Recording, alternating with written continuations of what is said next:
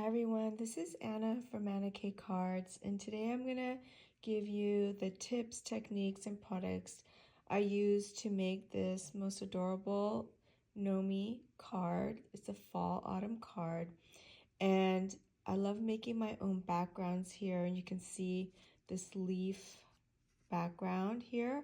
And the way I created this was just onto white cardstock. I use this 2-layered stencil.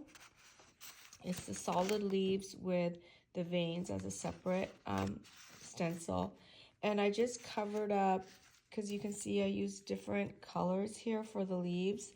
So I would just cover up with sticky note or paper the other leaves and just used one shade of this Distress Oxide inks with the blending brushes and just shaded those in.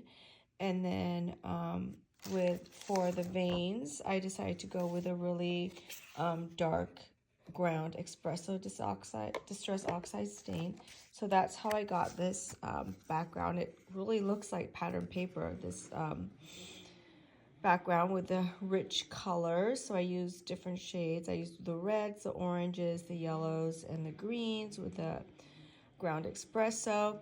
And then what I did was I used this, come over here to my dies. I used this circular die from Pink First Studio, and it creates different layers. It creates this outer layer and this inner layer. So I used pattern paper. You can see this outer layer and inner layer in here with two different types of pattern paper. And then the background here was white, so I went ahead and with a really light hand, I used this Broken China Distress Oxide just to shade in the background, the white in the center there. And that's because this Nomi's little beard is white and I didn't want it to blend into the background. And this little Nomi die here, the different pieces, this is from Gina K Designs. And Gina K is also a designer for Thermo Web, and so it was a collaboration between Gina K Designs and Thermo Web, and it has this cute little tea or coffee mug that I used. I made it use the colors of Starbucks to make it look like he was holding his favorite Starbucks drink in the little hands. So cute. And then I found these leaf dies right here, and these ones are from Spellbinders, and they really match the leaves from the stencil, which is from Simon Says Stamp. So the stencils are from Simon Says Stamp, but these leaves are from Spellbinders, and I use the same exact ink color to shade the stencil in. I just die cut these from white, and I just shaded them in with the same colors I used in the background. And then I inked the edges with some walnut ink Distress oxides just to make them stand out a little bit more from the background, and also to give it like a more of a rustic look. And then I cut this paper down so that I could have a border around here.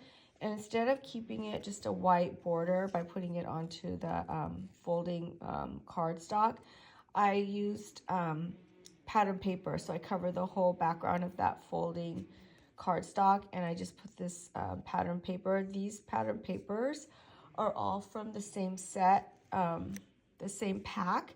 And usually when you get pattern papers from the same pack, they color coordinate them.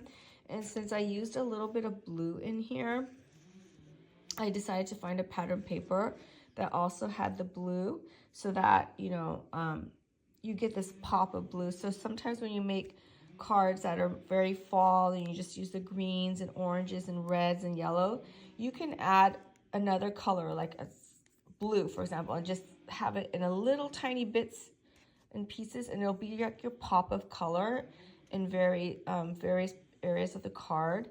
And so that's the blue is my pop-up color in this card. And then the other reason I used this circular die here is because I wanted to ground this little Nomi. I wanted to ground him, and so I felt like this circular die grounded him in the center. And then also this Nomi comes with, is really cute. It came with different dies for that hat. So for Christmas time, it would have more of like a Santa's hat or something. And this one reminded me of pilgrims.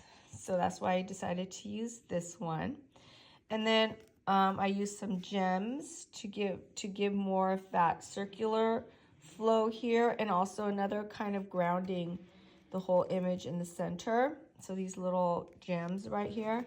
And then I also felt like this is like my third autumn card, and for all three of them, I always felt something was missing, and it was this twine. I don't know why autumn reminds me of twine.